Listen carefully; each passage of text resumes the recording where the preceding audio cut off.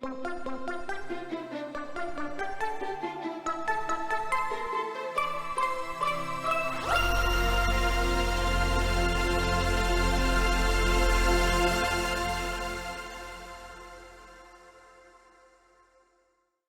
like to thank the organizers for this opportunity to present on the updated results of the weight gain in the ODYSSEY trial.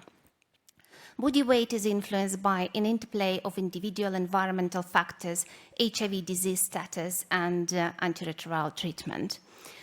When we talk about weight gain, HIV, and antiretrovirals, we need to remember three things. Return to health weight gain that we're all familiar with, continuous weight gain as per societal norms, and effect of comparator antiretrovirals on weight gain when we look at the results of the comparative trials.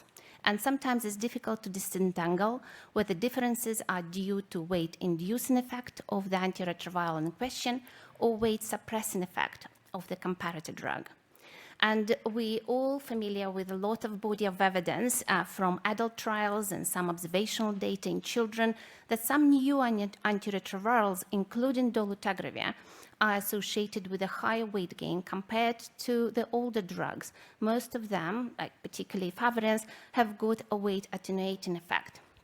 And it's interesting that I think the pendulum of our understanding and interpretation of the weight gain association with antiretrovirals seems to be swinging back. And the recent comprehensive review of major clinical trials in adults, just been published in CID, suggests actually that dolutegravir does not cause excessive weight gain in adults and has got neutral effect.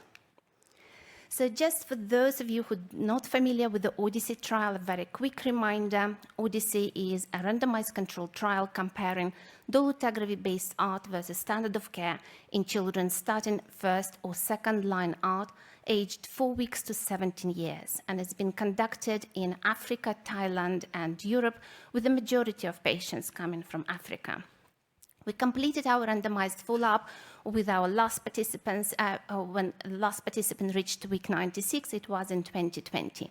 We then extended trial because we wanted to provide post-trial access to dolutegravir in children in the dolutegravir arm until the national programs catch up, and we wanted to collect more mid-term and long-term data. So of all our participants who were approached and we conducted the extended follow-up in Africa and Thailand, 97% agreed to stay in the extended follow-up. And children in the standard of care arm were allowed to switch to dolutegravir according to country guidelines, clinician decision, and the availability of dolutegravir in the country. So total median follow-up was around 5.5 years, and here we present 192-week follow-up results, which is around 4 years. It's important to consider that we have two quite distinct cohorts in the trial. Over 14-kilo cohort where we recruited the majority of participants, 707, and under 14-kilo cohort, or the little ones, where we recruited 85 participants. And we recruited or enrolled the little ones a bit later, and it was because of the delay with the dose finding information for dolutegravir for the little ones and the availability of pediatric dispersible dolutegravir for the trial. So if you see that there is quite a gap between them in terms of the age, if the median age in the older group was 12.2 years and 96% were above 6 years, the median age in the younger group was 1.4 years and nearly 90% were less than 3 years. 1/5 of them had, in both groups, had severe immune suppression at enrollment. And in terms of starting first or second line, in the older group, there was nearly equal split, and that was by the design because we aimed to recruit certain numbers, whereas in the younger group, 85% started first line. In terms of baseline ART from randomization, the majority were on abacavir and RTI backbone. In the older group, 1/4 nearly were on tenofovir. And with regards to the third agent and standard of care, which is important to consider, children in the older group, starting on first line, mostly were on efavirenz, and in the second line, mostly were on boosted PIs. In terms of the younger group, the third agent in standard of care, 3/4 were on lopinavir. So here you can see anthropometric data at baseline, and as expected, median weight gain in older group was much higher, 31 kilos, whereas an under 14 kilo group was 8 kilos. We looked at BMI for age Z score at baseline, and the majority were just under the average. We didn't have a lot of children with severe malnutrition. Interestingly enough, we had quite few overweight and obese children at baseline, and over 80% in both groups were followed up to 192 weeks.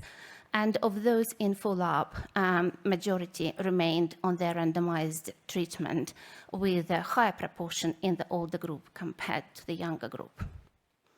So here you can see the weight change from baseline to week 192, and we present this data by arm and also by the weight cohort. So dolutegravir is shown in dark blue, whereas standard of care is shown in red. And on the left, you see the older group. On the right, you see the younger group. So in terms of the weight change from baseline, in the older group, you see the split, so the additional weight gain in the dolutegravir compared to standard of care, which occurred quite early.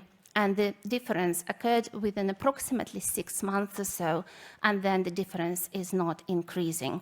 So by 192 weeks, we're seeing the difference in weight gain approximately 1.1 kilo.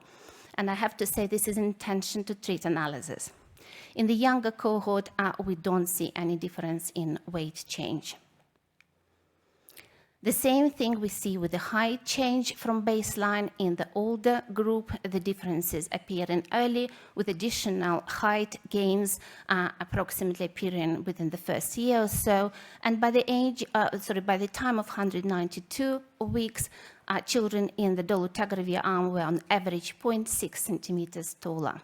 We don't see any difference in under 14 kilo cohort. Here you can see BMI for age Z score, and this index accounts for weight, height, and also age. And this is changed from baseline, intention to treat. In the older group, again, you see a very differences appearing early, and both lines in both arms are increasing really slowly, but there is no increase in difference or widening gap. You don't see that. In the under 14 kilo cohort, there is no differences between the arms, but we were a little bit puzzled why the BMI for age Z score curves go up and then down. And we looked at it a little bit further. So on the right upper corner, you can see BMI for age Z score, the same graph I just showed. And in the graphs below are showing weight for age Z score on the left and height for age Z score on the right. And this is the younger group. So for the weight for age changes, you can see very rapid increase in the first year, and then it stabilizes, whereas the height for age Z scores do not really change within the first year. And then the catch-up is occurring from the second year onwards. And it's actually when we're talking to our PIs in sub-Saharan Africa who work with undernourished kids, that's what they see in clinical practice. Children first catch up on their weight before they start catching up on height. And this is possibly what is likely explaining this BMI for age Z score. We also looked at newly overweight and newly obese children, and we saw very similar proportions in both arms. In the older group, which is on the left, there were 7% versus 8% with 20 children in both arms. In the younger group, we had 1 child in the dolutegravir arm and 3 children in the standard of care, so very small numbers and no evidence for difference. We looked at the overall prevalence of weight and obesity, and the range is from 9% to 12%, and it's actually aligned with the estimated prevalence of overweight and obesity in children in African region in 2020, which was estimated at 15%. Our team is doing further analysis to confirm results with adjusting for switches. And here on the left, you see the same graph I showed before. Its intention to treat analysis is weight change from baseline to week 192. This is all the group. And here you can see on randomized allocation analysis. And these results show you what would you have seen if children didn't change their treatment, so if they stayed on the same allocated regimen. So very similar graphs. The difference is slightly higher between dolutegravir and standard of care, on average 1.5 kilos, so of not clinically significant or not concerning. And we're doing the same analysis in the younger group, but we haven't got the results to show yet. So in summary, children and adolescents starting on ART or switching ART for treatment failure are expected to have a return to health, weight and height gain, and that's what we saw in ODYSSEY. Children in older cohort were gaining weight better after starting dolutegravir compared to standard of care, with small differences between arms in weight, height, and BMI for age, occurring mostly in the first year. And children in the younger group were gaining weight and growing at a similar rate in both arms. Few children became newly overweight or obese in either arm, and the observed prevalence was not higher than the estimated prevalence in general population. And overall, over nearly 4 years of follow-up, dolutegravir-based ART was not associated with excessive weight gain in babies, children, and adolescents. And I would like to thank you, our participants first, and then all our investigators, our trial management team, committees, Penta, our sponsor, and Aviv Healthcare, which was our funder, and Mylan Viatris for giving us some antiretrovirals, and the whole ODYSSEY trial team. Thank you.